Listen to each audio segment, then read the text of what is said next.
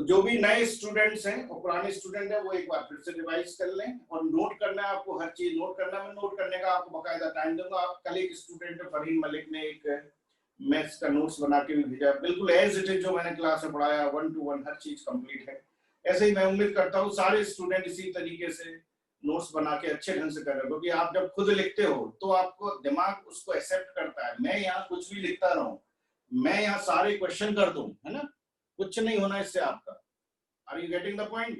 आप नौकर चाकर 10 रख के आप पढ़ नहीं सकते, समझ रहे बात को? आप 10 नौकर रख दो, इससे आप पढ़ नहीं सकते, है ना। पढ़ने के लिए आपको अपने दिमाग को शार्प करने के लिए आपको खुद मेहनत करना पड़ेगी, खुद टाइम इन्वेस्टमेंट करना पड़ेगा, खुद का लॉजिक और खुद का इंटरेस्ट डेवलप करना। तो ये आपका काम है, ये आप अपने लिए कर रहे हो, इसका ये आपको ही करना पड़ेगा। सचिन तेंदुलकर क्रिकेटर है, अगर वो अपनी जगह तुमको खेलने भेज दे तो क्या सचिन का नाम रहेगा? नहीं रहेगा ना, वो नहीं भेज सकता, उसको खुद ही खेलना पड़ेगा, क्योंकि वो उसका खुद का टैलेंट है। तो ऐसे ही शिक्षा जो है हम जो करने जा रहे हैं वो आपका खुद का टैलेंट है। आप डॉक्टर बनोगे खुद के टैलेंट से बनोगे, इसका मतलब टैलेंट भी आपको अपने अंदर डेवलप करना ही पड़ेगा। तो ये आप सबसे पहले तो धीरे धीरे अपनी मेंटेलिटी जो भी है वो चेंज करें, क्योंकि आप कंपटीशन एग्जाम्स की तैयारी कर रहे हैं। क्लियर?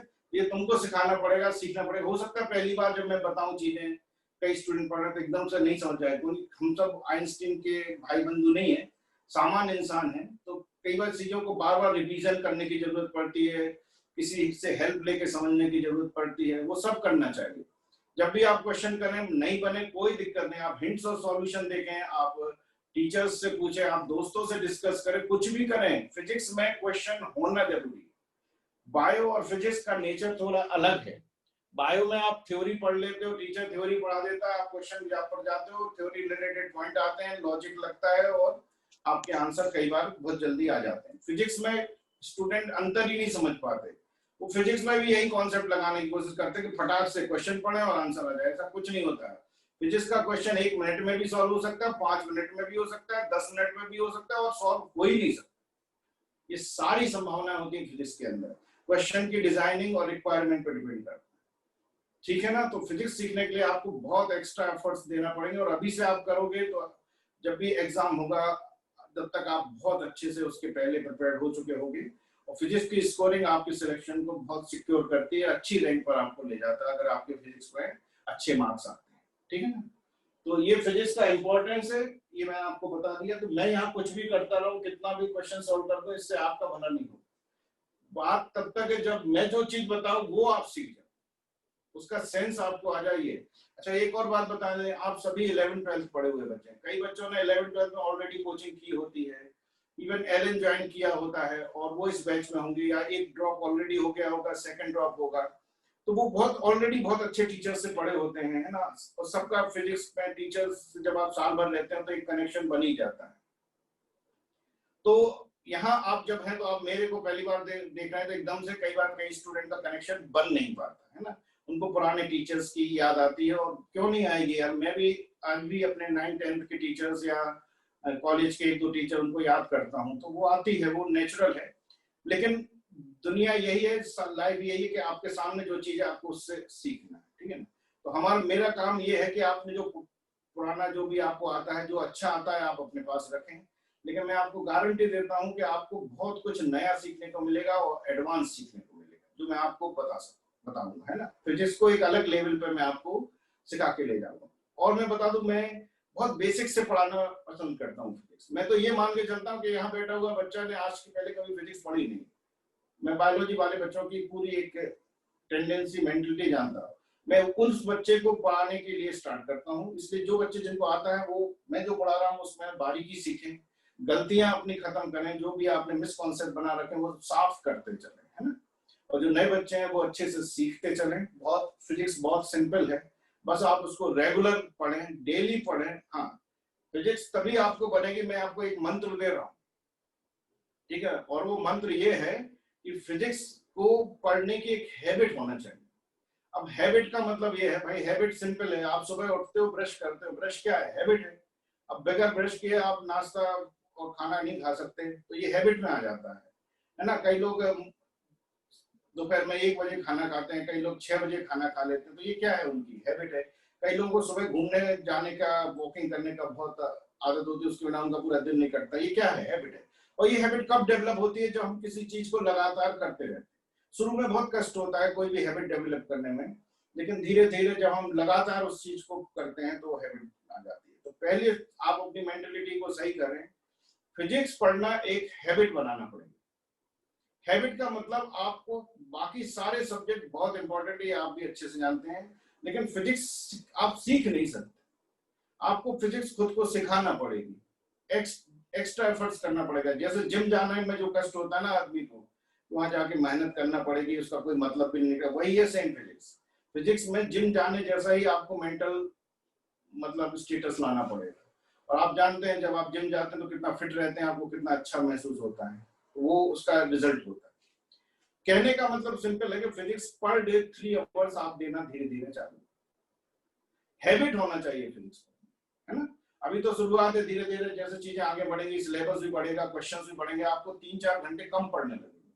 लेकिन आपको फिजिक्स जब आप 15-20 दिन डेली आप 3-4 घंटे फिजिक्स को देने लगोगे, सिर्फ वहां पर यूज करने लगोगे, दिमाग यूज करने लगोगे, तो आप देखोगे वो हैबिट बन जाएगी। आप जिस दिन फिजिक्स नहीं पढ़ोगे उस दिन आपको अच्छा नहीं लगेगा। जैसे जो जिम जाता है उसको 2 दिन जिम नहीं जाए तो वो उसको अजीब टाइप का ढीला कुछ खाली खाली लगता है, वही आपकी हालत हो जाएगी कि आप 2-3 दिन फिजिक्स नहीं पढ़ोगे तो आपका मन नहीं लगेगा किसी चीज, और वो स्थिति आना बहुत जरूरी है। जब वो स्थिति आ जाती है तो समझ जाना अब आप सही डायरेक्शन में जा रहे हैं।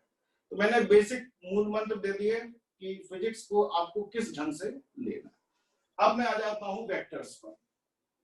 सबसे पहले मैं जब रेगुलर में पढ़ाता हूँ और मैं रिवीजन कराता हूँ, दोनों मेरे तरीके बदल जाते हैं। अगर मैं तीसरी बार पढ़ाऊंगा तो मैं फिर नए तरीके से पढ़ाऊंगा, तो मैं कई चीजों, एक ही चीज को कई तरीके से रिप्रेजेंट करता हूँ। तो मैं चूंकि रिवीजन कर रहा हूँ, लेकिन वही पूरा रिवाइज कर दूंगा जो मैंने लास्ट क्लास में पढ़ाया था। तो मैं पूरा बोर्ड भरूंगा, इसमें रिवीजन हो जाएगा पिछली क्लास का। सबसे पहले तो क्वांटिटीज कितने टाइप्स की होती है, थोड़ा scalar and vector. Physical quantities scalar और वेक्टर दो टाइप्स की। अच्छा, स्केलर क्वांटिटीज को वो क्वांटिटीज होती हैं, स्केलर क्वांटिटीज वो क्वांटिटीज हैं जिनका मैग्नीट्यूड तो होता है, मैग्नीट्यूड विदाउट डायरेक्शन। अच्छा, अब मैग्नीट्यूड का मतलब है, पहले तो मैग्नीट्यूड को मॉडुलस भी कहते हैं, और इसको ऐसे लिखते हैं, ये जो दो डंडे हैं ना, इसके अंदर उसकी वैल्यू, तो ये मैग्नीट्यूड का मतलब है उसकी न्यूमेरिकल वैल्यू। तो किसी भी क्वांटिटी की न्यूमेरिकल वैल्यू, मॉड लगाने से क्या होता है, अगर अंदर कोई भी चीज प्लस या माइनस में है तो वो प्लस ही हो जाता है, ठीक है ना। तो मॉड ये मैग्नीट्यूड का साइन होता है, सिंबल होता है, और हम इसको इस तरीके से लिखते हैं। तो with having magnitude without direction, इसमें डायरेक्शन की हिंट नहीं रहती कि कोई भी पार्ट जो फिजिकल क्वांटिटी है वो किस डायरेक्शन में है, डायरेक्शन के बारे में कुछ नहीं रहता है। इसको हम बोलते हैं स्केलर। और वेक्टर जो है, इसके पास both magnitude and direction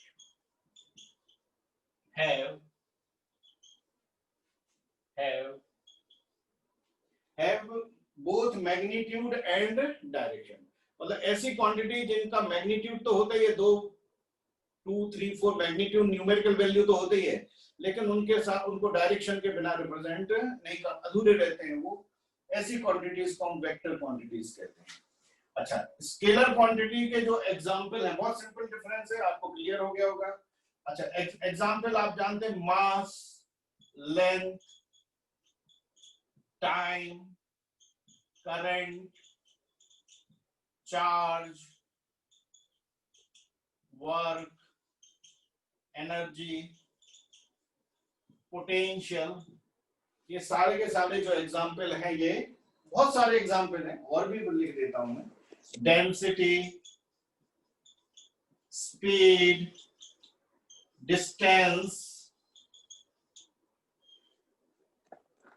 temperature, बहुत सारे ऐसी क्वांटिटीज हैं जिनके मैग्नीट्यूड का इंपॉर्टेंस होता है, उनकी डायरेक्शंस का कोई इंपॉर्टेंस। अब जैसे मास है, तो आपने 2 किलोग्राम मास है, तो 2 किलोग्राम मास फिजिकल क्वांटिटी है, समझ में आता 2 किलोग्राम क्या है। अब इसकी डायरेक्शन क्या बोलोगे कि नॉर्थ में है कि साउथ में, कोई ऐसा तो हो ही नहीं सकता, मास तो चारों तरफ डिस्ट्रीब्यूट होता है पूरे 3D में, स्पेस में, है ना। इसलिए टाइम के बारे में भी कुछ नहीं। अब फ्यूचर पास्ट की वजह से हम इसको वेक्टर नहीं मान सकते, वेक्टर का मतलब फिजिकल डायरेक्शन से होता है, फ्यूचर पास्ट प्रेजेंट ये कोई डायरेक्शन नहीं होती है ना। चार्ज का भी वही सेम है कि चार्ज एक क्वांटिटी है, लेकिन ये scalar quantity. Work, energy, potential, ये सब स्केलर है, इनको बगैर डायरेक्शन के रिप्रेजेंट करते हैं। वहीं इसका एग्जांपल है vector quantity, displacement, velocity, acceleration, force, momentum, electric field, magnetic field, और भी बहुत सारी क्वांटिटी है, बेसिक क्वांटिटीज बता रहा हूं। ये सारी क्वांटिटीज जो है, इनको बगैर आप डायरेक्शन के अगर आप बताओगे तो उसका सेंस नहीं आता। फॉर एग्जांपल मैं कहूं कि 5 न्यूटन फोर्स, तो 5 न्यूटन फोर्स का क्या सेंस आता है? जब तक आपको पता ना चले कि 5 न्यूटन फोर्स एक्स डायरेक्शन में है या ईस्ट में है, तब तक आप उसका इफेक्ट महसूस नहीं कर सकते। तो ये सारी क्वांटिटी बगैर डायरेक्शन के डील नहीं होती है, इनको ये इनकम्प्लीट है अगर आप केवल मैग्नीट्यूड की बात कर रहे हो, आप उसका कुछ नहीं कर सकते। ओके, तो ये कहलाती है वेक्टर। इसके अलावा कुछ क्वांटिटी होती है जिन्हें हम बोलते हैं टेंसर क्वांटिटी। टेंसर क्वांटिटी ऐसी क्वांटिटीज होती हैं जो बाय डेफिनेशन ना स्केलर लगती हैं ना वेक्टर लगती हैं। So tensor quantities are those quantities which are not perfectly scalar or vector। अच्छा, एक और ठीक है ना, तो वो थोड़ा सा ध्यान रखिए, जब आपकी आवाज आती है तो डिस्टर्ब हो जाता हूँ, फिर मैं भूल जाता है मैं अगला स्टेप क्या करना। Which are not perfectly scalar or तो टेंसर क्वांटिटी ऐसी होती है जो ना पूरी तरह से वेक्टर होती है ना पूरी तरह से स्केलर होती है। फॉर एग्जांपल हम कहें प्रेशर, वैसे पहले जब तक ये डिफाइन नहीं था तो प्रेशर को स्केलर ही माना जाता था, आज भी कई बुक्स में स्केलर ही कहते हैं। तो प्रेशर क्या होता है आप जानते हैं, जैसे कोई बैलून है, अगर आप बैलून को एक्सपांड करेंगे, अगर बैलून में आप हवा भरेंगे तो चारों तरफ फैलेगा, 3 डायमेंशनली, वो हर डायमेंशन में आप जहां जाओगे वहां आपको प्रेशर मिलेगा। आप यहाँ खड़े होगे आपको प्रेशर इधर दिखेगा, आप यहाँ जाओगे प्रेशर यहाँ दिखेगा, आप यहाँ जाओगे प्रेशर यहाँ दिखेगा। तो प्रेशर की कोई फाइनाइट या फिक्स डायरेक्शन नहीं होती है, ऐसा लगता है सभी डायरेक्शन में प्रेशर है, तो आप जहां स्टैंड करते हो उसी तरफ प्रेशर लगने की महसूस होता है, जबकि प्रेशर चारों तरफ लग रहा होता है। तो इसकी कोई रिजल्टेंट या नेट डायरेक्शन नहीं होती प्रेशर की, इसलिए इसे ना पूरी तरह से स्केलर कह सकते हैं ना पूरी तरह से वेक्टर। और ऐसी क्वांटिटियों को क्या कैटेगरी किया गया, बाद में किया गया है, उसको टेंसर क्वांटिटी कहते हैं। डायरेक्शन होती तो है लेकिन परफेक्ट डायरेक्शन नहीं होती। प्रेशर के बाद सरफेस टेंशन, सरफेस टेंशन के साथ भी वही है सेम, कि सरफेस टेंशन भी लिक्विड की सरफेस पर चारों ओर जो फोर्स लगता है, फोर्स पर यूनिट लेंथ, उसे सरफेस टेंशन कहते हैं। तो ये भी टेंसर में आ जाती है। मूवमेंट ऑफ इनर्शिया, ये सब आप आगे चल के पढ़ोगे तो ये टेंसर क्वांटिटी कहते हैं। और अगर इनको टेंसर नहीं मानते हैं तो ये स्केलर क्वांटिटी की कैटेगरी में आते हैं। कौन सी क्वांटिटी? इसको स्केलर ही मानते हैं लेकिन फिर इसको कुछ अलग से कैटेगरी बनाई गई जिसे टेंसर क्वांटिटी। तो इसका मतलब है फिजिकल क्वांटिटी की 3 कैटेगरी होती हैं, पहली स्केलर, दूसरी वेक्टर और तीसरी टेंसर, है ना। टेंसर वो है जो जिसको पूरी तरह से स्केलर या वेक्टर के अंदर नहीं ला सकते। और ये 3 क्वांटिटीज हैं जो टेंसर क्वांटिटी के कैटेगरी में है। इसके अलावा कुछ क्वांटिटी ऐसी हैं जिनको देख सुनने से ऐसा लगता है कि यार ये तो वेक्टर होना चाहिए, लेकिन वो स्केलर आती। कोई भी क्वांटिटी स्केलर इसलिए है क्यों? क्योंकि बाय डेफिनेशन उसकी कोई डायरेक्शन नहीं होती। दूसरी बात जो है कि जो वेक्टर के लिए लॉ बनाए गए, वो लॉस जो भी क्वांटिटी फॉलो ना करे वो स्केलर है। मॉडर्न डेफिनेशन तो यही है कि स्केलर क्वांटिटी क्या है? स्केलर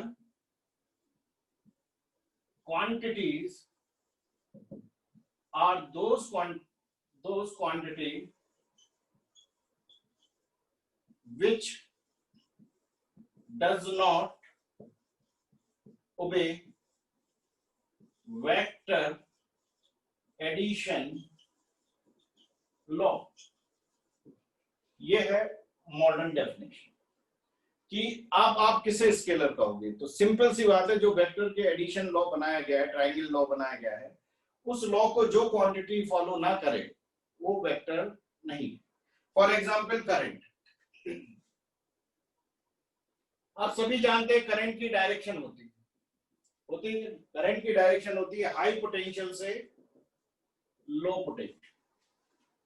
तो लगता है यार ये डायरेक्शन है, हाई से लो है तो ये वेक्टर होना चाहिए, लेकिन डेफिनेशन क्या है करंट की? करंट की डेफिनेशन है flow of free electron, random flow of free electron. अरे एक वायर है, मेटल का वायर है, इसमें बहुत सारे इलेक्ट्रॉन भरे हुए हैं, या भी किसी बैटरी से नहीं जुड़ा है, तो इसमें सारे इलेक्ट्रॉन यहां वहां जाकर एक दूसरे को क्या करेंगे? एक दूसरे को न्यूट्रलाइज कर देते हैं। तो बेसिकली इसमें इलेक्ट्रॉन है, फ्री इलेक्ट्रॉन है, लेकिन करंट कितनी है? Net current is zero. हाँ, एक इलेक्ट्रॉन जरूर करंट बना रहा है, लेकिन टोटल करंट तो जीरो है। तो बाय डेफिनेशन नेट करंट, जो इलेक्ट्रॉन्स मूव हो रहे हैं उनके कारण नेट करंट जीरो होने से इसकी कोई डायरेक्शन नहीं आ रही। अब जो डायरेक्शन आती है वो अपने आप नहीं आती है जब तक कि आप बैटरी ना लगाओ।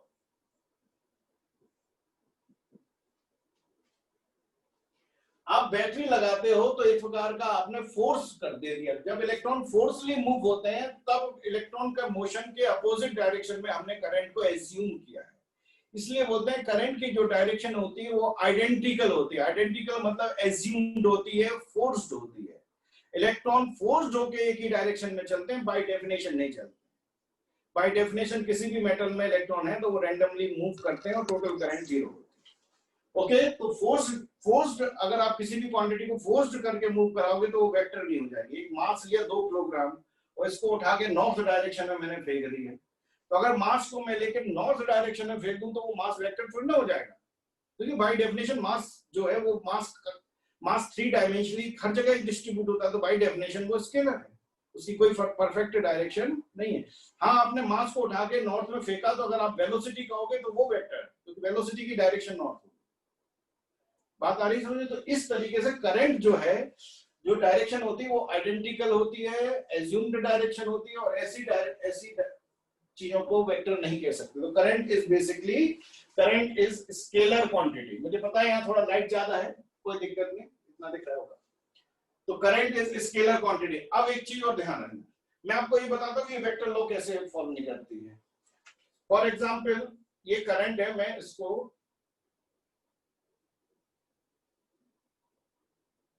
ये करंट ऐसे आ रही है। पहले इसको किरचॉफ लॉ हमने पढ़ा होगा कि अगर यहां से 8 एम्पियर करंट है और सपोज यहां मैंने भेज दिया इसको 6 एम्पियर, तो यहां ऑटोमेटिकली कितना जाएगा? किरचॉफ लॉ आप जानते हैं, जंक्शन लॉ 12th में पढ़ा होगा कि जितनी जंक्शन पर करंट आती है उतनी ही जाती है। तो अब इस प्रकार से अगर करंट ब्रांचेस में डिस्ट्रीब्यूट हुई तो ये वेक्टर लॉ से डिस्ट्रीब्यूट नहीं हुई। इसने वेक्टर लॉ को फॉलो नहीं किया, इसने किरचॉफ लॉ को किसको फॉलो किया? Kirchhoff's law.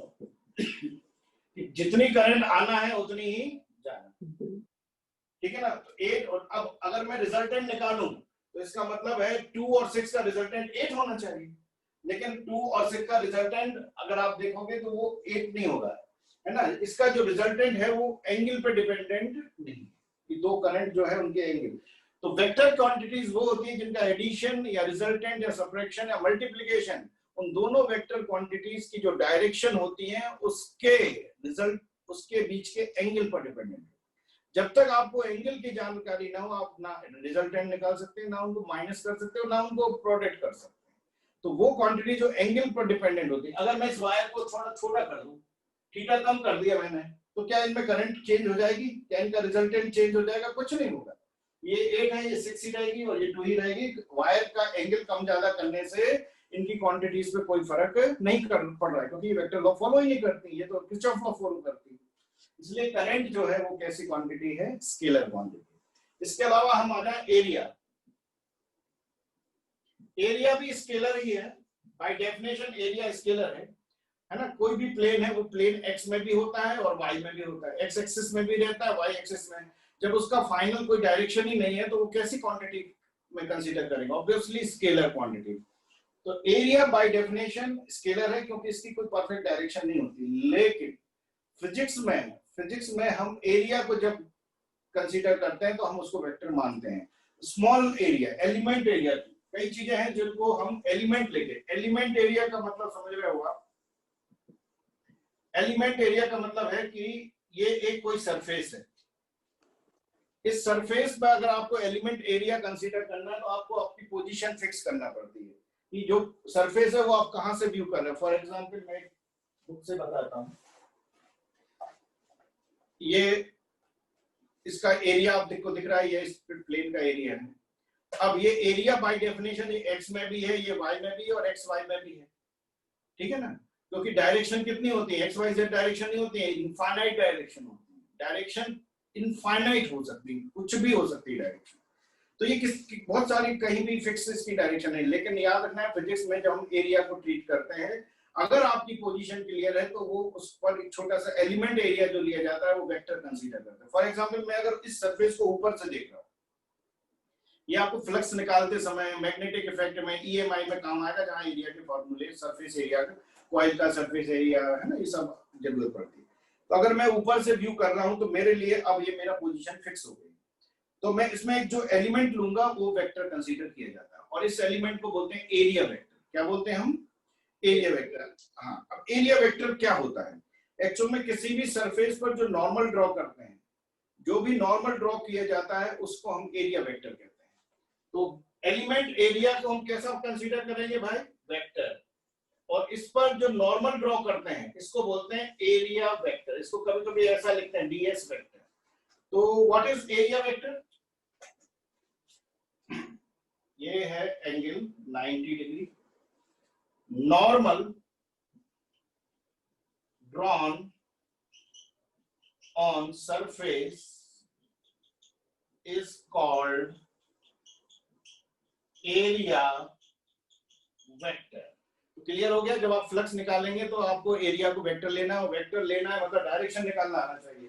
तो अगर मैं कहूं ये सरफेस है, इसके डायरेक्शन क्या होगी? तो अगर आप ऊपर से देख रहे हो तो आप ये जो आपको दिख रहा है ना स्केच, ये जो नॉर्मल ड्रॉ किया ये एरिया वेक्टर। अब ये सरफेस ऐसी है, वर्टिकल है, अब बताओ इसका एरिया वेक्टर क्या होगा? तो मैं यहाँ पर हूं तो मेरे लिए एरिया वेक्टर ऐसा होगा। तो देखो ये अपवर्ड डायरेक्शन हो गई कि नहीं, और ये हॉरिजॉन्टल डायरेक्शन हो गई। ये वर्टिकल अपवर्ड है और ये हॉरिजॉन्टल है। अब ये ईस्ट वेस्ट नॉर्थ साउथ कहीं भी हो सकती है, समझ में आ रहा है? अगर मैं इस एरिया को यहाँ से देखूंगा तो अब मेरे लिए एरिया वेक्टर ये नहीं होगा, this is not area vector, मेरे लिए एरिया वेक्टर ये होगा। तो अब मुझे एरिया वेक्टर मिल गया, एरिया वेक्टर मिल गया मतलब एक डायरेक्शन मिल गई, और दूसरी क्वांटिटी सपोज इलेक्ट्रिक फील्ड या मैग्नेटिक फील्ड है उसकी भी डायरेक्शन पता है। अब दोनों की डायरेक्शन है, उनके बीच का एंगल देख सकते हैं, और जब हम एंगल देखना चालू कर देते हैं तभी हम उसका रिजल्टेंट या प्रोडक्ट या माइनस कर पाते हैं। तो बगैर दो वेक्टर का एंगल देखे बिना आप उसका कोई भी ऑपरेशन नहीं कर सकते। ओके, तो ये मेरे ख्याल से क्लियर हो गया होगा। Types of vector, actually vector को कई टाइप के, वेक्टर तो आप समझ गए, वेक्टर वो क्वांटिटी है जिसका मैग्नीट्यूड भी होता है और डायरेक्शन भी होती है ना। तो वेक्टर को, टाइप्स ऑफ वेक्टर के पहले हम देखेंगे कि रिप्रेजेंटेशन क्या होता है।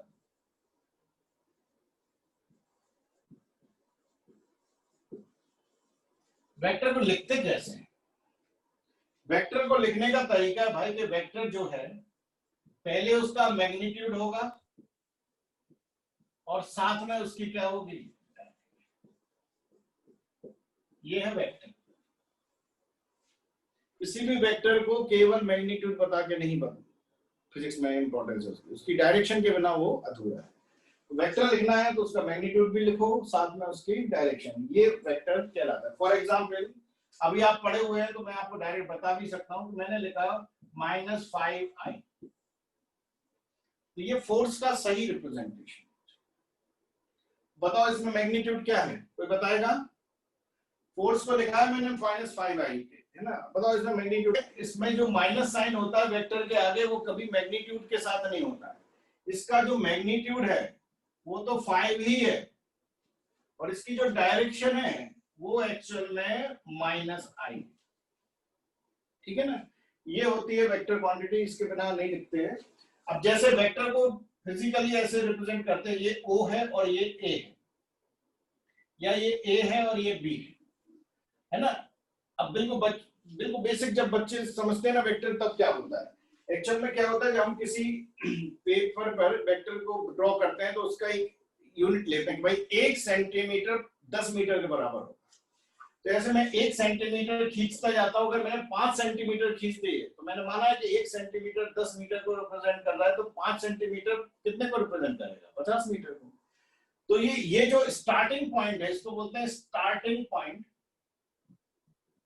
और इसी को बोलते हैं ओरिजिन। क्या बोलते हैं? ओरिजिन। ओरिजिन वो पॉइंट होता है जहां से वेक्टर स्टार्ट होता है। जैसे आप डिस्प्लेसमेंट कहते हो, तो डिस्प्लेसमेंट किसी पोजीशन से आप चलना चालू करोगे ना, तो वो ओरिजिन कहलाता है।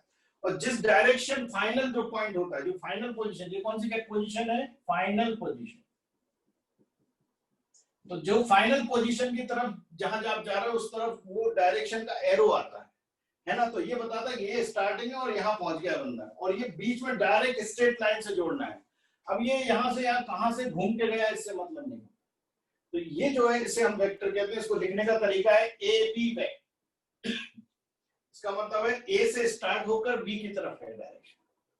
अगर मैं लिख देता इसको बी ए, तो इसका मतलब बी से स्टार्ट होकर ए की तरफ है डायरेक्शन। तो पहला जो सिंबल होता है ना, ये स्टार्टिंग पॉइंट बताता है, और ये दूसरा वाला फाइनल पॉइंट बताता है।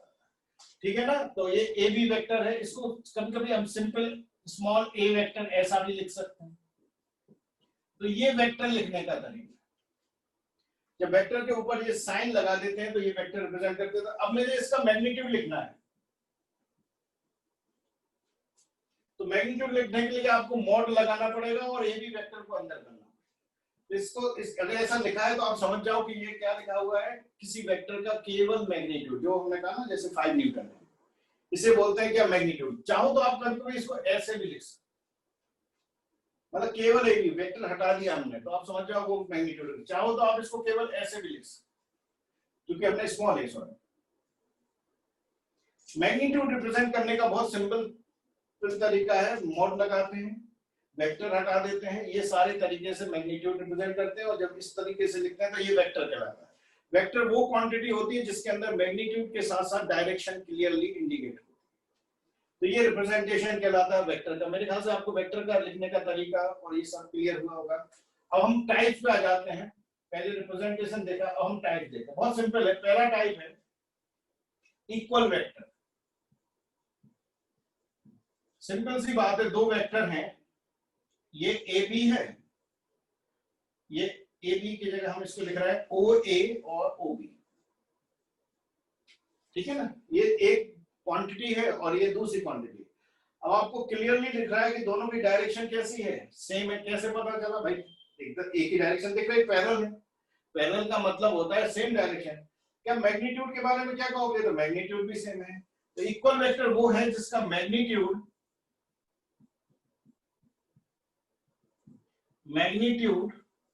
क्या होता है? सेम। और डायरेक्शन कैसे बताओगे भाई? डायरेक्शन देंगे कि हम ओ ए वेक्टर की जो डायरेक्शन है वो ओ बी वेक्टर की डायरेक्शन, तो ये भी क्या है? तो इक्वल वेक्टर वो दो वेक्टर को कंपेयर कर रहे हो आप। दो वेक्टर जिनका मैग्नीट्यूड और डायरेक्शन सेम होता है उसे हम इक्वल वेक्टर कहते हैं। और फिर आ जाता है पैरेलल वेक्टर। थोड़ा सा ही अंतर है, ज्यादा अंतर नहीं। और आपको दिख गया होगा कि क्या अंतर होता है पैरेलल और इक्वल में। अगर दोनों ही एक होते तो दो नाम रखते ही काहे को? एक है ना, दो नाम है तो कुछ अंतर तो होगा। तो दिख रहा है आपको डायरेक्शन तो सेम है लेकिन इनकी लेंथ अलग अलग है। अब लेंथ अलग अलग होने का मतलब है इनका मैग्नीट्यूड अलग अलग। यही अंतर है बस। पैरेलल वेक्टर किसे कहेंगे? मैग्नीट्यूड क्या है? डिफरेंट। मतलब ओ ए जो मॉड ओ ए है is not equals to mod O B. तो इसका मैग्नीट्यूड सेम नहीं है, बट डायरेक्शन जो है, डायरेक्शन कैसी है? सेम है। मतलब ओ ए को हम लिख सकते हैं इक्वल्स टू ओ बी। देखो ये वेक्टर लिखा है तो हम कह रहे हैं कि इसकी डायरेक्शन तो सेम है लेकिन मैग्नीट्यूड सेम नहीं है। ये दोनों इक्वल वेक्टर और पैरेलल वेक्टर का अंतर होता है।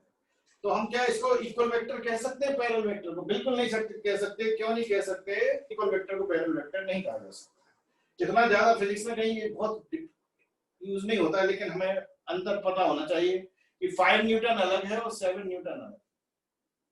ओके, पैरेलल के बाद आ जाए, एक होता है नेगेटिव। ये बहुत इंपॉर्टेंट है। नेगेटिव वेक्टर, इसी को बोलते हैं अपोजिट वेक्टर।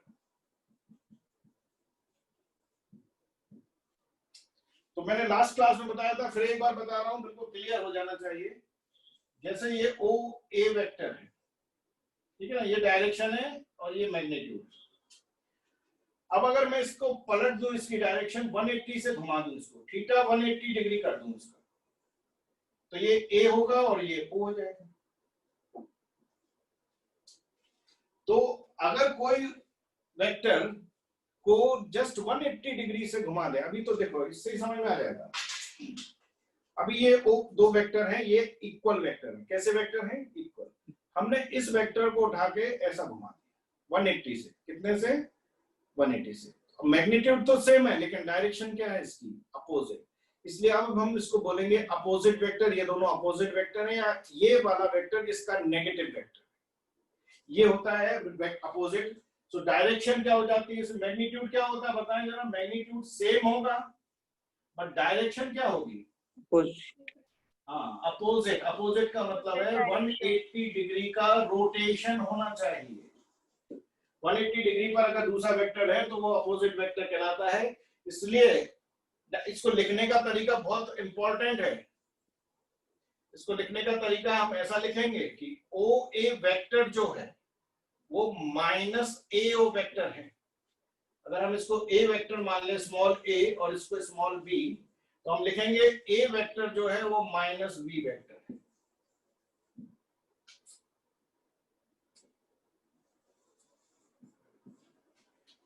ऐसे लिखते हैं। तो किसी भी वेक्टर के आगे माइनस साइन उसके मैग्नीट्यूड से एसोसिएट नहीं होता है। किसी भी वेक्टर के आगे माइनस साइन उसकी डायरेक्शन की हिंट कर रहा होता है कि भाई दोनों वेक्टर जो हैं वो अपोजिट डायरेक्शन में हैं। या आगे चल के आप फोर्स में देखोगे कि फोर्स अगर की बात करें और माइनस साइन लगा है तो वो माइनस साइन उसमें अट्रैक्शन फोर्स की जानकारी देता है। तो डायरेक्शन रिलेटेड जानकारी देता है वेक्टर के आगे माइनस। इसलिए कई स्टूडेंट इस बात को बहुत अच्छे से समझ गए थे कि -5 जब मैंने आई बोला तो इसमें वो समझ गया कि 5 ही एक्चुअल में मैग्नीट्यूड है। फोर्स तो 5 ही लगेगा, चाहे तुम ईस्ट में लगाओ चाहे नॉर्थ में लगाओ। हाँ, ये जो -i लिखा है ये केवल डायरेक्शन के लिए होता है। तो मेरे ख्याल से अपोजिट वेक्टर बहुत क्लियर हो गया होगा कि दो वेक्टर जब 180 डिग्री पर है तो अपोजिट वेक्टर कहलाते हैं। और अगर उसको लिखना है तो आपको आगे माइनस साइन लगाना पड़ता है। माइनस साइन आपको हिंट देता है कि ये दोनों वेक्टर एक दूसरे के अपोजिट डायरेक्शन में है। ये आपको तुरंत समझ जाना, ठीक है ना। चलिए इतना लिख लें। इसमें किसी को कोई कुछ पूछना है तो पूछ सकते, फिर मैं इसको हटाऊंगा। पहले स्केलर ही आई, वर्षों तक स्केलर ही चलती रही है ना। स्केलर ही है, बस दो ही क्वांटिटी है। आप तो दिमाग में रखो, टेंसर है ही नहीं। स्केलर और वेक्टर, इसके अलावा कोई क्वांटिटी नहीं होती। लेकिन जब फिजिक्स डेवलप होती रही तो साइंटिस्ट ने महसूस किया कि यार कुछ क्वांटिटी ऐसी है जो ना, जिनको जो हमने स्केलर माना वो ना वैसा मान पाते ना वेक्टर मान पाते। इसलिए ये नई कैटेगरी दे दी टेंसर, है ना। तो टेंसर आपसे पूछेंगे नहीं अलग से कि कौन सी है। केवल 2 या 3 क्वांटिटीज हैं जो टेंसर की कैटेगरी में रखते हैं। एक सरफेस टेंशन बता दिया, एक प्रेशर बता दिया, और एक मूवमेंट ऑफ एनर्जी। और वो इसलिए रखते हैं क्योंकि उनकी ऐसा लगता है, जैसे मैंने आपको बताया था एक बैलून आपने फुलाया तो प्रेशर कोई एक जगह पर पॉइंट पे थोड़ा ना लगता, वो तो पूरे बैलून में हर जगह पर प्रेशर लगता है। हाँ, 2 कितने हो गए थे? 3। और फोर्थ कोप्लेनर वेक्टर। देखो बहुत सिंपल डेफिनेशन है। दो वेक्टर है, उनको पहचानना है कि ये किस टाइप के हैं। कोप्लेनर नाम सही है, कोप्लेनर, जिनका सेम प्लेन। हाँ सेम प्लेन। और प्लेन तो आप जानते हो, प्लेन मतलब ये कहलाता है। ये प्लेन है कि नहीं? ये भी प्लेन है ना, ये भी प्लेन है, ये प्लेन ही है, बस एक ही प्लेन में ये इधर रखा है। ये एक वेक्टर है वेक्टर, और ये दूसरा वेक्टर है। तो आप इनको क्या बोलोगे? ये है कोप्लेनर, क्योंकि एक ही प्लेन में ये कोप्लेनर है। प्लेन चेंज नहीं होना चाहिए। एक्चुअल में दो वेक्टर हमेशा कोप्लेनर ही होते हैं। आगे बात समझ में? अगर मैं कहूँ कि दो वेक्टर, तो फिर दो वेक्टर कोप्लेनर ही होंगे। अगर मैं ऐसा कहूँ तो ये एक पर्टिकुलर प्लेन में, ये ऐसा कर दूं, किसी भी एंगल पे रख दूं, तो याद रखना कोप्लेनर वेक्टर में 2 वेक्टर्स आर, ये मैंने लास्ट क्लास में शायद नहीं पढ़ाया था, है ना, रिवीजन खत्म हो गया है, अब नया स्टार्ट है। 2 vectors are always coplanar vector.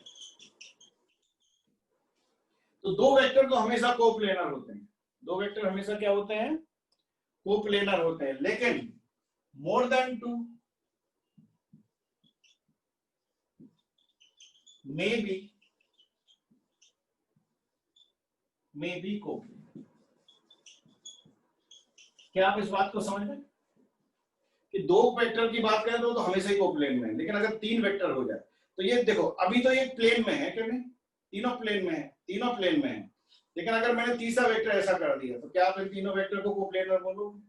नहीं बोल सकते। ये दो प्लेन में है, ये दो प्लेन में है, ये दो प्लेन में है, लेकिन तीनों वेक्टर प्लेन में नहीं है, ये 3 डायमेंशनली है, ये स्पेस में है।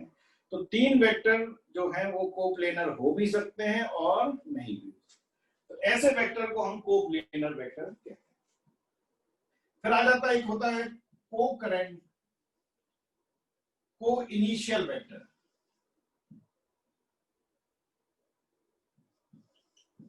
ये बहुत इंपॉर्टेंट। कोप्लेनर ठीक सिंपल है, दो एक ही प्लेन में अगर वेक्टर्स हैं, दो हैं, तीन हैं, चार हैं, तो वो कोप्लेनर कहलाएंगे। को इनिशियल वेक्टर ये बहुत, क्योंकि यही वो जब आप इसको समझ जाओगे तो आप एंगल फाइंड कर सकते हो। को इनिशियल वेक्टर है, को इनिशियल वेक्टर किसे कहते हैं? whose starting point are same। यही बस एक ही लाइन में सब कुछ समाया हुआ है। ऐसे वेक्टर दो हो या तीन हो, चार हो, जिनका ओरिजिन सेम हो। क्या सेम हो? ओरिजिन। मैंने ये ओरिजिन ले लिया O, एक वेक्टर को मैंने लिखा ये A, दूसरा वेक्टर लिखा मैंने B, तो ये जो वेक्टर है A और ये वेक्टर है B, तो ये वेक्टर आप बताएं इसको हम क्या कहेंगे? ये दोनों वेक्टर A और B जो है वो एक ही पॉइंट O से स्टार्ट हो रहे हैं, इसलिए इनको हम कोइनिशियल। हाँ, अब मैं आपको एक फंडा देता हूं, जैसे आप पूरी फिजिक्स में एक फंडे मिलेंगे जिसको बोलते हैं हम YGS फंडा। ये किताबों में नहीं लिखे रहते हैं, YGS trick, YGS short trick, YGS method, YGS technique, YGS फंडा, YGS की पॉइंट। ये मैं जब भी आपको बताऊं तो ये समझ जाना कि ये पूरा उस पर बेस्ड होती है चीजें, ये आपको दिमाग में रखना है जिससे चीजों को आप अलग ढंग से समझ सकें। तो मैं यहाँ आपको एक YGS फंडा, आप कहोगे YGS कौन है? तो YGS भैया मैं हूँ, मेरा फुल नेम है योगेश गोस्वामी और एस इसलिए सर, है ना। तो योगेश गोस्वामी सर YGS फंडे के नाम से मैं चीजें बता रहा हूं। तो इसका YGS फंडा ये है कि to find angle theta between two vectors you have to make them co-initial vector। यह अगर आपको दो वेक्टर दिए हैं और आपको उनके बीच का एंगल पता लगाना है, क्योंकि बगैर एंगल के आप कुछ नहीं कर पाओगे। तो एंगल तभी आप मेजर कर सकते हो जब वो को-इनिशियल। हमेशा दो को-इनिशियल वेक्टर के बीच का एंगल ही वो एंगल होता है जो हम फॉर्मूलों में यूज करते हैं। कहीं से कोई भी एंगल नहीं यूज किया जा सकता है। फॉर एग्जांपल अगर मैं कहूं what is the angle between, तो सबसे पहले मेरे को A और B को को-इनिशियल बनाना है। अब यहाँ तो ऑलरेडी दिया है, इस केस में क्लियर है कि ये वाला जो एंगल है ये थीटा कहलाता है। अच्छा, हमेशा दो एंगल होते हैं, एक होता है स्मॉल एंगल, है ना, और एक ऑब्ट्यूस और एक तो हमेशा एक बड़ा एंगल होता है। वो डिपेंड करता है कि आपकी जरूरत क्या है। जनरली जो छोटा एंगल होता है, एक्यूट एंगल जो होता है, वही दो वेक्टर के बीच का एंगल कंसीडर किया जाता है। तो बताएं जरा कि एंगल क्या कब नाप सकते हैं? एंगल आप तभी नाप सकते हैं when two vectors are coinitial vector. For example अब मैं एक क्वेश्चन देता हूं, उससे आपको ज्यादा बात समझ में आएगी।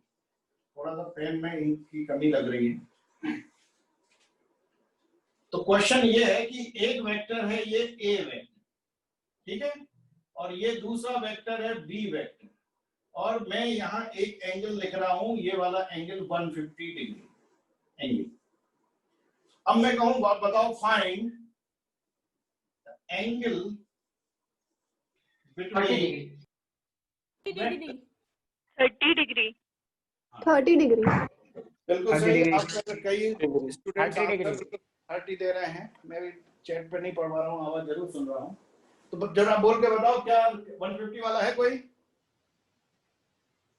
तो बस यही है, आपका दिमाग को ये सेंस आना चाहिए, ये अगर आप ये सेंस आ गया तो आपका काम बन गया, है ना। अब जो सामान्य बच्चा है अगर वो सेंस नहीं रखता है तो वो 150 डिग्री लेके ही क्वेश्चन करेगा और ना उसका आंसर मैच होगा ना सही होने वाला, ठीक है ना। तो ये है आपकी चमक, जब भी हमें वेक्टर के फॉर्मूले यूज करना है सब में थीटा आने वाला है, तो थीटा निकालना तो आना चाहिए। कोई भी एंगल क्वेश्चन में दिया जाए, एग्जामिनर दे दे, वो थोड़ी ना थीटा होता है। एक्चुअल में दो वेक्टर हैं, उनका बीच का जो कोइनिशियल वेक्टर बनाने के बाद जो एंगल मिलता है that is actually theta.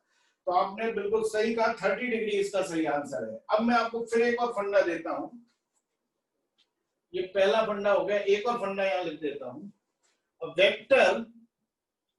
Vector can be shift anywhere without changing its magnitude and direction। अगर आप किसी प्लेन में वेक्टर है तो आप वेक्टर को उठा के कहीं भी शिफ्ट कर सकते हैं, लेकिन बस ये रूल ध्यान रखना है, ना उसका मैग्नीट्यूड चेंज होना चाहिए और ना उसकी डायरेक्शन। अब मैं वो चीज यहां करने जा रहा हूं, कैसे? ये है ए वेक्टर, ठीक है, और ये है बी वेक्टर। अब ए वेक्टर और बी वेक्टर ये को इनिशियल नहीं है, अगर आप को इनिशियल को समझते हैं। अगर मैं इस बी वेक्टर को यहां शिफ्ट कर दूं कोई फर्क नहीं पड़ेगा। क्यों नहीं फर्क पड़ेगा? क्योंकि ना तो मैंने बी वेक्टर को शिफ्ट करते समय डायरेक्शन बदली है और ना ही मैग्नीट्यूड बदला। तो मैं इसको यहां इसलिए शिफ्ट कर रहा हूं ताकि इनका स्टार्टिंग पॉइंट सेम हो सके और ये को इनिशियल वेक्टर बन सके। अभी जो है ये को इनिशियल नहीं है, एक अंदर जा रहा है और एक बाहर जा रहा है, तो इस पॉइंट के रिस्पेक्ट में ये को इनिशियल नहीं है। तो मुझे क्या करना है, बी वेक्टर को शिफ्ट कर देना है। तो जैसे मैंने बी वेक्टर को शिफ्ट किया तो मैंने यहां बी वेक्टर को शिफ्ट कर दिया और ये बन गए दोनों कैसे, को इनिशियल, जो कि अभी नहीं। अब आप अच्छे से जानते हैं कि ये एंगल अगर 120 है, 150 है और ये होता है 180, होता है कि नहीं? तो अगर मैं अभी अब जो वेक्टर था वो ऐसा था कि नहीं, और ये एंगल है 150 डिग्री, तो आप बताएं ये 180 था तो ये वाला एंगल क्या रहा होगा? ये वाला एंगल रहा होगा 30 डिग्री। 180 माइनस 150 होता है 30 डिग्री। अब by definition what is the angle between vector? तो बताओ जरा एंगल क्या ये एंगल है बिटवीन वेक्टर होगा? नहीं, एक्चुअल में एंगल बिटवीन वेक्टर ये भी 30 है, लेकिन एंगल बिटवीन वेक्टर ये होगा, दिस इज 30, ये इसका आंसर। तो डायग्राम में भी आपको क्लियरली बताना आना चाहिए कि ये जो दो वेक्टर हैं, तो अगर इसका एंगल बिटवीन वेक्टर पूछे तो पहले तो इसको शिफ्ट करो ताकि ये को इनिशियल बने, और अब इन दोनों वेक्टर के बीच का एंगल देखना है, तो ये थीटा कहलाता है, जो भी हो। ओके, एक और काम कर सकते थे आप, बी को ना शिफ्ट करके आप ए को शिफ्ट कर दें। कैसे शिफ्ट करोगे बताओ?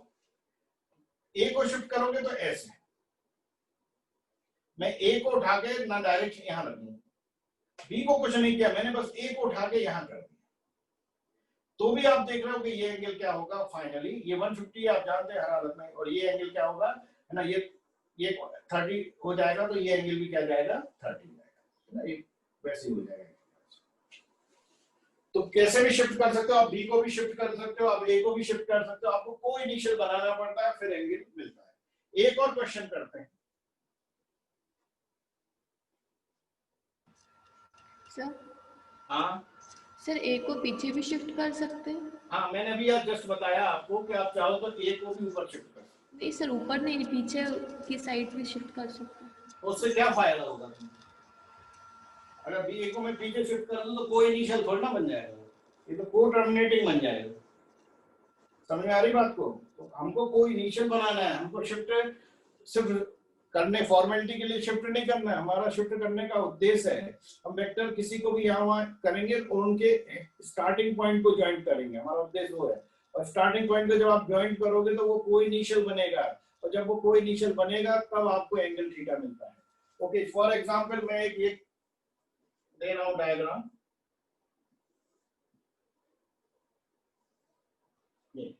और ये एंगल है 60 डिग्री, ये एक वेक्टर है ए और ये दूसरा वेक्टर है बी। अब मैं पहले बता दूं कि ऐसे वेक्टर को बोलते हैं को-टर्मिनेटिंग वेक्टर। क्या बोलते हैं? ऐसे वेक्टर जो एक ही पॉइंट पर टर्मिनेट होते हैं। टर्मिनेट तो समझना आता होगा, टर्मिनेट मतलब खत्म होना है, एक ही पॉइंट पर एंड होना है। तो अगर दो वेक्टर एक ही पॉइंट पर एंड हो रहे हैं तो ये को इनिशियल नहीं है, ये को टर्मिनेटिंग है। लेकिन हमारे लिए को टर्मिनेटिंग वेक्टर काम का नहीं है, हमको उसे को इनिशियल बनाना ही पड़ेगा। अब आप इसमें बताएं थीटा क्या होगा, एक्चुअल में एंगल बताना है आपको।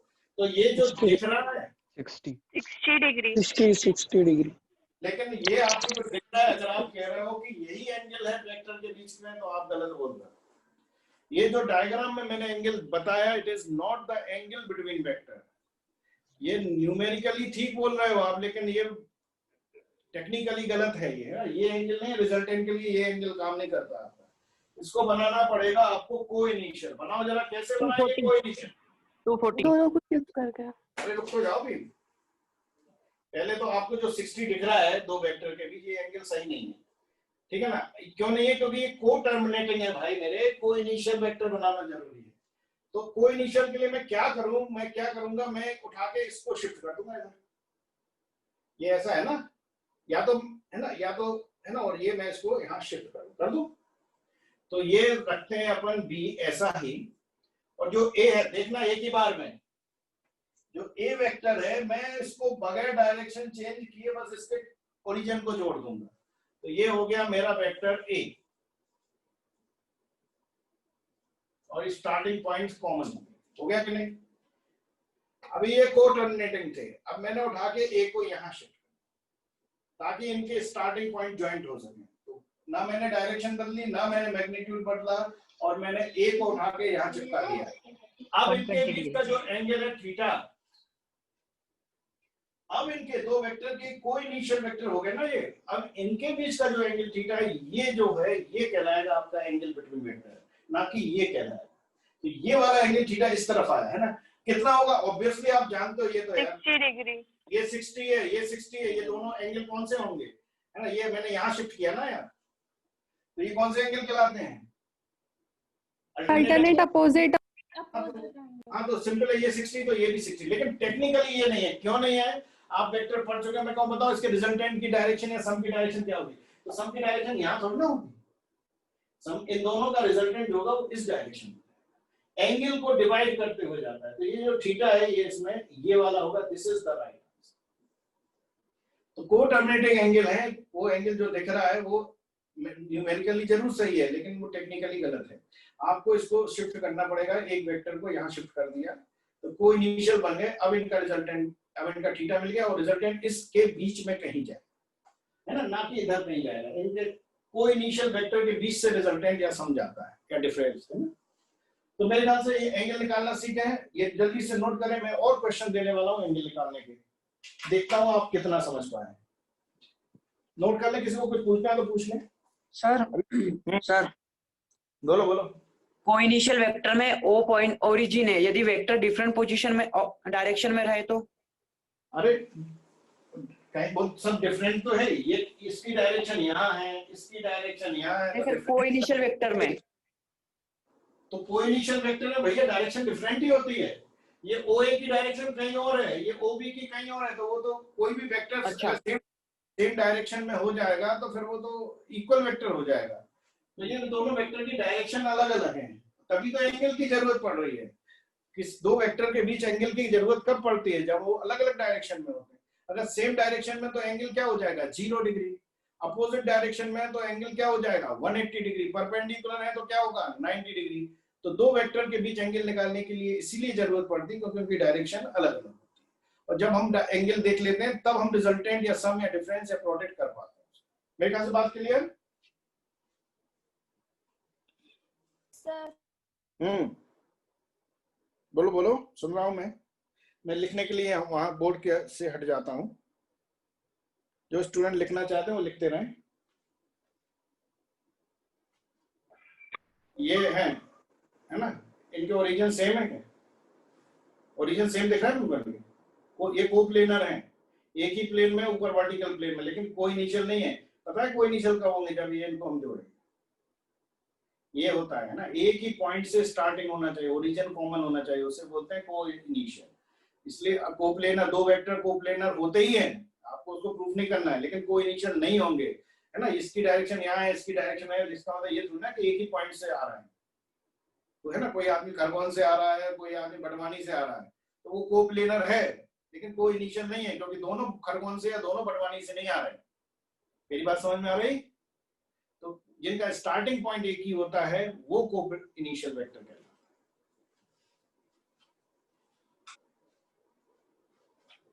लेकिन कॉनकरेंट वेक्टर, अगला वेक्टर है कॉनकरेंट वेक्टर। तो कॉनकरेंट वेक्टर की डेफिनेशन ये है कि अगर दो से ज्यादा वेक्टर दिए जाएं, तो दो वेक्टर अगर एक ही स्टार्टिंग पॉइंट से जाएं, if two vector passes through same starting point, एक ही स्टार्टिंग पॉइंट एक ही ओरिजिन से स्टार्ट हो, तो इनको को इनिशियल बोलते हैं। लेकिन अगर दो से ज्यादा वेक्टर अगर स्टार्ट हो तो फिर इनको कॉनकरेंट बोलते हैं। आगे बात समझ? लेकिन ठीक है ना, बात आ गई ना समझ में? तो एंगल हमेशा दो वेक्टर के बीच निकलता है, तीन वेक्टर का एंगल नहीं होता, दो दो के कपल के बीच एंगल निकलता है हमेशा। लेकिन अगर दो से ज्यादा वेक्टर एक ही पॉइंट से अगर इनकी स्टार्टिंग हो या टर्मिनेटिंग, तो एक ही पॉइंट से पास होना चाहिए। इट मे बी स्टार्टिंग और इट मे बी टर्मिनेटिंग, इसलिए इनको बोलते हैं कॉनकरेंट वेक्टर्स। कॉनकरेंट वेक्टर्स क्या होते हैं? हैविंग या pass through same point, same और सिंगल पॉइंट। फॉर एग्जाम्पल मैं आपको तीन वेक्टर बनाऊं, ये ए है, ये बी है और ये सी है।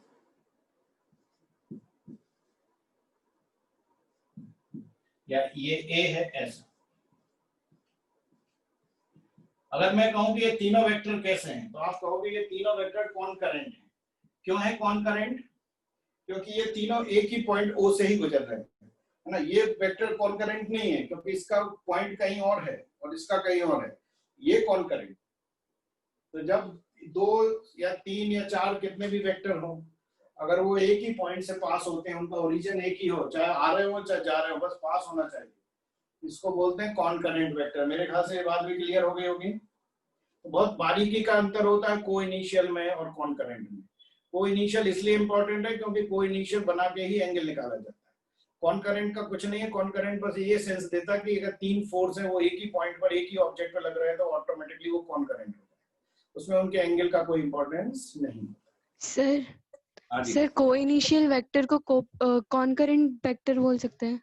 जी नहीं, अगर बोल सकते होते तो फिर दो नाम की जरूरत ही नहीं पड़ती, है ना। उसी को को इनिशियल से ही काम चलता रहता है। बिल्कुल नहीं बोलते, वो मैंने अभी आपको डिफरेंस वही तो बता रहा था कि को इनिशियल वेक्टर दो वेक्टर के लिए ही है। जब दो वेक्टर एक ही पॉइंट से बाहर निकले हैं और अगर अंदर आए तो ये भी नया वेक्टर, इसको नया नाम देते हैं, को टर्मिनेटिंग बोल देते हैं।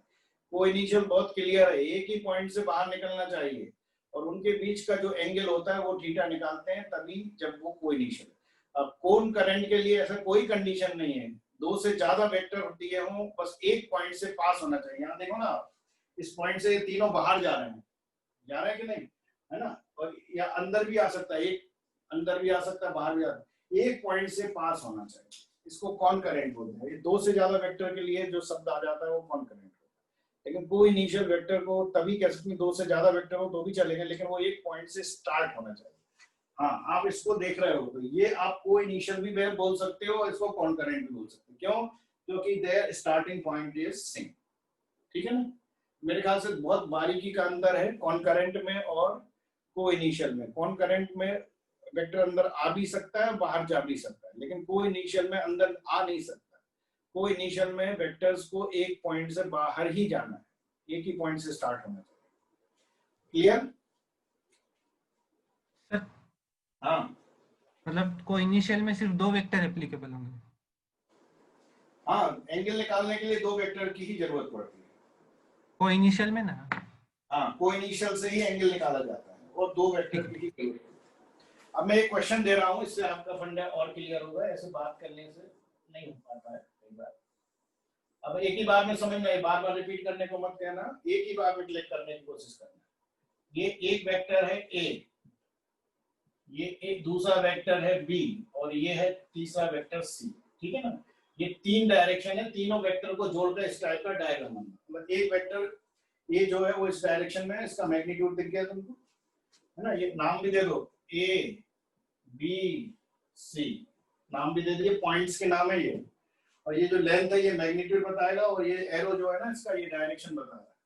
जैसे बी का डायरेक्शन कहीं और है और मैग्नीट्यूड बाय चांस सेम है, क्योंकि इक्विलेटरल ट्रायंगल का मतलब है तीनों की लेंथ बराबर होगी, और जब लेंथ बराबर होगी तो हम यही बोलेंगे इनका मैग्नीट्यूड क्या है, सेम है, लेकिन डायरेक्शन सेम। क्या आप समझ पाए कि कितने वेक्टर हैं इस ट्रायंगल में?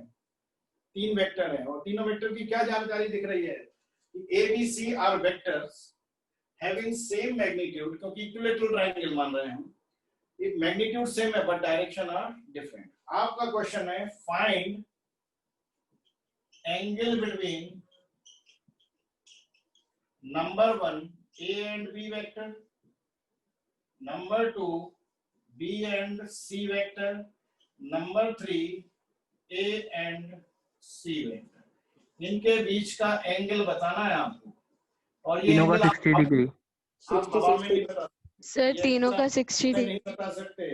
इस एंगल को बताने के लिए आपको कॉपी पेन पर सही एंगल्स को इनिशियल वेक्टर बनाना पड़ेंगे। सर और बना इसके के बाद ही बता। प्लीज टेक योर टाइम, थोड़ा सा आप टाइम ले, जल्दीबाजी में आंसर न दे। गलत आंसर देने से अच्छा है टाइम लेके दो। आप अपने सेटिस्फाई हो जाएं खुद के लिए कि हम जो कर रहे हैं वो सही कर रहे हैं। I am giving you time, solve properly, time देके देखो कि क्या हमने डायग्राम से सही रिप्रेजेंट किया है, फिर हम उसको मैच करेंगे। अभी एक बार ट्राई करो, सभी ट्राई करो, हम सभी के लिए है ये ना। ए और बी के बीच का 120। अभी मैं पूछ नहीं रहा हूँ आंसर, आप अभी ट्राई करो बस, जब मैं पूछूं तो बताओ।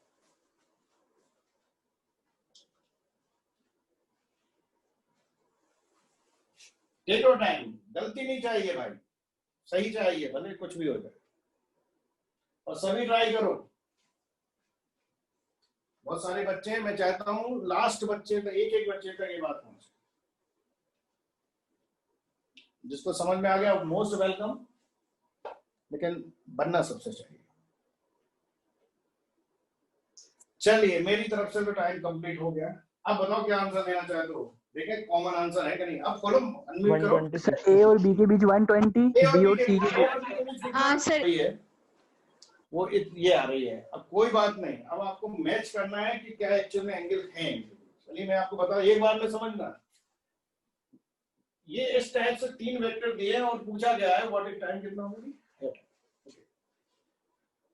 3 वेक्टर है ए और बी, तो जब हम ए और बी को निकाल रहे हैं तो अभी हमें सी से कोई मतलब नहीं, हमें केवल ए और बी को। अब क्या पता, आप ये बताओ कि क्या ए और बी कोई इनिशियल वेक्टर है? नहीं है भाई, ये वेक्टर इधर है और ये वेक्टर इधर है। अब ये बताओ इसको कोई इनिशियल बनाने के लिए क्या करना चाहिए? कुछ नहीं, या तो आप बी को शिफ्ट करो या ए को। देखो मैं डायग्राम में ही एक बार और डायग्राम बना लेता हूं। ये वेक्टर है ए, सॉरी ये ए, ये बी और ये सी। बहुत आसान है, एक बार में समझना। सारे एंगल अंदर वाले 60 है, क्योंकि ये कौन सा है, लेकिन ये एंगल इक्विलेटरल ट्रायंगल है। अब क्या होने वाला है, देखो अब मुझे ए और बी का एंगल चाहिए। मेरा टारगेट बहुत क्लियर है कि मुझे इन दोनों का एंगल चाहिए ताकि मैं रिजल्टेंट वगैरह निकाल सकूं। लेकिन ये इसका ओरिजिन होगा, और ओरिजिन जो है, इसका जो ओरिजिन है वो ओरिजिन, ये ओरिजिन एक ही नहीं है। देखो ये वेक्टर बाहर निकल रहा है लेकिन ये वेक्टर अंदर आ रहा है।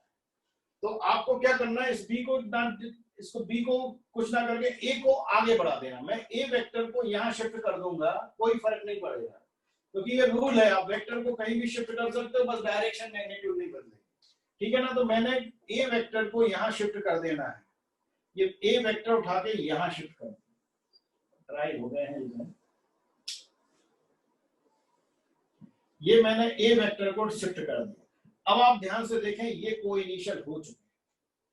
अगर ए वेक्टर को मैं यहाँ शिफ्ट कर दूं तो ए और बी को इनिशियल होगा, और अब इनके बीच का जो एंगल ये है ना, ये थीटा, ये है थीटा 1 आपका। अब आप अच्छे से जानते हैं ये 180 है, ये 60 है, तो ये वाला एंगल बचा हुआ क्या होगा, 120 डिग्री। तो 120 डिग्री बिल्कुल सही आंसर। ये है एंगल ए और बी का। अब मैं बी और सी का एंगल निकालने जा रहा हूं, फिर से देखना। अब बी और सी के लिए ये है, सॉरी ये अपना कौन सा था, ये बी पॉइंट, और ये कौन सा है सी, और ये कौन सा है बी। अब देखना बी और सी के लिए जो पॉइंट है, ओरिजिन जो है वो सी। अब मैं आप बताइए बी और सी को क्या कौन सा वेक्टर कहा जाएगा? इसको बोलेंगे हम को टर्मिनेटिंग वेक्टर। कौन सा वेक्टर बोलेंगे हम? इसको हम बोलेंगे को टर्मिनेटिंग वेक्टर, है ना। लेकिन ये अगर मैं कह दूं कि ये वाला एंगल थीटा है तो ये टेक्निकली गलत हो जाएगा। This is not the angle between B and C, ये एंगल नहीं है, आप समझो बात को। ये कोई इनिशियल बनाना पड़ेंगे, तो कैसे बनाएंगे? मैं उठा के बी को शिफ्ट करने जा रहा हूं, मैं बी को उठा के यहां रख दूंगा तो कोई फर्क नहीं पड़ने वाला। ये गया बी, क्या बी की डायरेक्शन बदली? नहीं बदली, बी को मैंने उसी डायरेक्शन में लेके आगे रख दिया, क्या फर्क पड़ा? कोई फर्क नहीं पड़ता, आप वेक्टर को डील कर सकते हो ऐसे। तो बी को उठा के मैंने यहां शिफ्ट कर दिया। अब ये सी के रिस्पेक्ट में, अच्छा अब बी को तो शिफ्ट कर दिया, लेकिन ये सी अंदर आ रहा है तो सी को भी शिफ्ट करना पड़ेगा। तो मैं सी को यहां शिफ्ट कर, क्या फर्क पड़ा? कोई फर्क नहीं। बी को भी आगे शिफ्ट किया, सी को उठा के यहां शिफ्ट कर दिया, लेकिन फर्क ये पड़ा कि अब ये दोनों बन गए हैं, ये वाला एंगल थीटा कहलाएगा और ये बन गए हैं कोइनिशियल। अब ये सी के रिस्पेक्ट में बी और सी डायग्राम में बाहर निकलते हुए दिख रहे हैं। और अब जो इनके बीच का एंगल ये वाला हिस्सा है, ये वाला एंगल थीटा होगा, तो थीटा टू एक्चुअल में 60 डिग्री ये होगा, ये ना कि ये, क्योंकि इसका रिजल्टेंट इधर जाएगा ना कि यहाँ है। एक दोनों वेक्टर के बीच में से रिजल्टेंट यह समझाता है, तो वो एंगल पता होना जरूरी है, एंगल के से ही निकलता है रिजल्टेंट ऐसा। क्लियर? तो ये वाला डायग्राम के अकॉर्डिंग ये होगा बी और सी के बीच का एंगल, जो कि 60 डिग्री होगा, ना कि ये होगा। ये गलत है, अगर आप ये बोल रहे हो तो ये गलत है। That is the thing.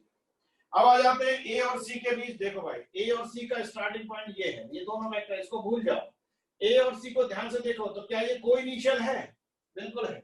अब देखो क्लियर, बहुत इजीली, ये ए बाहर निकल रहा है और ये सी भी बाहर निकल रहा है, दिस इज कोइनिशियल। तो अब मैं कहूं ए और सी का एंगल बताओ कहां पर होगा, तो ये जो एंगल दिख रहा है ना, यही है एक्चुअल में, ये राइट एंगल है।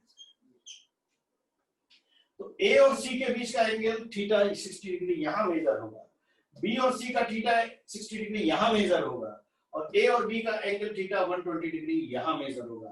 तीनों के बीच के एंगल अलग अलग पोजीशन पे मेजर होंगे, क्योंकि रिजल्टेंट उनके बीच से ही जाने वाला है। ओके, तो ये आपका दोनों आंसर सही, मेरे ख्याल से क्लियर हो गई होगी बात। किसी को कुछ पूछना है क्या? 10:27 हो रहे हैं।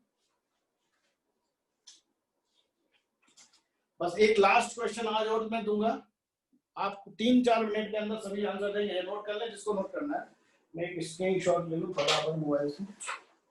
एक क्वेश्चन और, इसके बाद फ्री।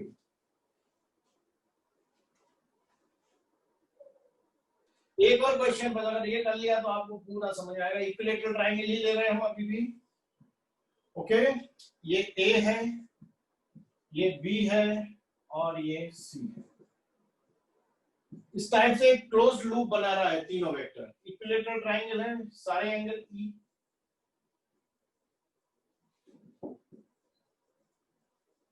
तो आप समझ जाना एंगल 60 डिग्री होंगे सारे, है ना, इनके बीच के एंगल। हमारा क्वेश्चन वही है, angle between, find angle between A vector and B vector. अच्छा, मैं सोच रहा हूं क्यों ना इक्विलेटरल की जगह आइसोलेशन, चलो अभी इक्विलेटरल में ये भी जरूरत पड़ेगी। बी एंड सी थोड़ी सी चेंज आएगा इसमें। चलो जल्दी से एंगल बताओ, डायग्राम बना के। ए और बी और सी, अब ये अंतर आ गया क्वेश्चन में, पहले वाला सी यहां था, अब जो सी है वो एक क्लोज्ड लूप बना रहा है, और इस समय आपको एंगल फटाफट चेक करना है कहां होंगे एंगल। सबका 120, सभी का 120, सारे 120 है सर, सारे 120, सारे 120 20 ऑल। डायग्राम में कर लिया आप लोगों ने? हाँ सर, सारे 120। Yes sir. अब चलिए, मैं जिनको समझ में आ गया बहुत अच्छा है, जिनको नहीं आया वो एक बार और देख लें। एक्चुअल में ये वेक्टर है ए, अभी मैं एक एक को लूंगा, ए और ये है बी। देखो भैया, ये जो है ये अगर इसका पॉइंट है ए और बी, ये दो वेक्टर है, अभी हमें सी से कोई लेना देना नहीं। ए और बी जो वेक्टर है, कुछ लोग अभी एडमिट हो रहे हैं, कर देता हूं। तो ए और बी जो वेक्टर है, ये कोई इनिशियल नहीं है, आप थीटा नापने के लिए कोई इनिशियल बनाना पड़ेगा। तो हम ए को यहाँ शिफ्ट करने जाएंगे, हो गया शिफ्ट ए। अब ये कोई इनिशियल हो गया इस पॉइंट के रिस्पेक्ट में, तो एंगल ये होगा थीटा। आप अच्छे से जानते हैं कि अगर ये एंगल 60 डिग्री है तो ये एंगल 120 डिग्री होगा। तो अगर आप रिजल्टेंट लोगे तो यहाँ कहीं जाएगा रिजल्ट, है ना। ये एंगल से पता चल जाता है इसका रिजल्टेंट या सम की डायरेक्शन क्या होगी। तो मेरे ख्याल से ये इंपॉर्टेंस आपको क्लियर हो गई। मैं रिजल्टेंट अभी हटा रहा हूँ, ये अपने आप में समझिए क्लियर है। ए और बी का एंगल आपने 120 बिल्कुल सही कहा। अब मैं चाहता हूँ बी और सी के बीच का एंगल। तो ये बी है और ये सी है, और ये है इसका पॉइंट। बी और सी के बीच का ये पॉइंट है, ना कि ये होंगे, है ना। अब एक से कोई लेना देना नहीं। बी और सी को अगर मैं देखूं तो ये पॉइंट अंदर आ रहा है वेक्टर, इसकी डायरेक्शन अंदर आ रही है और इसकी डायरेक्शन बाहर जा रही है। कोई इनिशियल तो नहीं है। बनाने के लिए क्या करना, बी को बाहर कर देना। ये आपका लॉजिक है कि आप कैसे कोई इनिशियल बनाते, समझ गए। कई तरीके, आप सी को शिफ्ट कर सकते हो, आप बी को शिफ्ट कर, जहां आपको बात समझ में आ जाए। तो अगर हम बी को शिफ्ट करके यहाँ रख लें तो कोई फर्क नहीं पड़ेगा, बस ये वाला वेक्टर यहाँ गया, सी तो ऑलरेडी है। और अब ये बन गया को इनिशियल, और को इनिशियल के बीच का जो कम एंगल होता है, कम अमाउंट का एंगल, वो होता है। अब आप जानते हैं ये वाला 60 डिग्री है, तो डेफिनेटली ये वाला एंगल θ2 क्या होगा, 120 डिग्री। तो इसका रिजल्टेंट यहाँ कहीं जाएगा, समझ गया। बी और सी का रिजल्टेंट अगर पूछूं तो उसकी डायरेक्शन यहाँ कहीं होगी, इसलिए एंगल बहुत इंपॉर्टेंट होता है। अच्छा, अब आ जाती है बात ए और सी की। तो अगर आप ए और सी देखें तो पिछले क्वेश्चन में ये कोई इनिशियल थे ऑटोमेटिक, लेकिन इसमें नहीं है। ये अंदर आ रहा है और ये बाहर जा रहा है, ये कोई इनिशियल नहीं है। बनाने के लिए हम सी को यहाँ शिफ्ट कर देंगे, ये शिफ्ट कर दिया हमने, सी को शिफ्ट किया, ए वही है, कोई इनिशियल हो गए, दोनों वेक्टर बाहर निकलते हुए हो गए, और दोनों वेक्टर के बीच का एंगल ये होगा। तो ये θ3 होगा, और again it is also 120 degree. आपका आंसर बिल्कुल सही है। इस केस में एंगल पोजीशन क्लियर है, ये θ1 है, ये θ2 है, ये θ3 है, और तीनों क्या है, 120 डिग्री। मैं भी क्वेश्चन किया था, मैं फिर कहूंगा, बताओ अगर दो फोर्स, एक 6 न्यूटन का और एक 2 न्यूटन का, दो फोर्स एक पॉइंट पर लग रहे हैं, किसी ऑब्जेक्ट पर लग रहे हैं, तो बताओ what is the net force. 4 Newton. क्या इनका सम क्या होगा, 4 न्यूटन। एक ऑब्जेक्ट है किसी ब्लॉक पर, ये दो फोर्स लगा रहा हूं मैं, what is the resultant force, what is the 4 net न्यूटन। force, what is the sum of two force। Maximum 8। Sir sine पे डिपेंड करेगा, हाँ, एंगल पे डिपेंड। यही छोटे छोटे जो वर्ड होते हैं ना, इसी से सारा खेल होता है।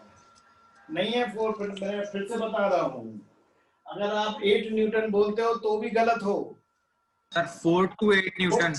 4 न्यूटन बोलते हो तो भी गलत हो, क्योंकि आपको बहुत क्लियर होना चाहिए, ये वेक्टर है फोर्स, वेक्टर का एंगल पर डिपेंड करता है। और इसमें क्वेश्चन में मैंने कहीं भी एंगल की बात नहीं की, आपको कोई हिंट नहीं दी कि उनके बीच एंगल क्या है।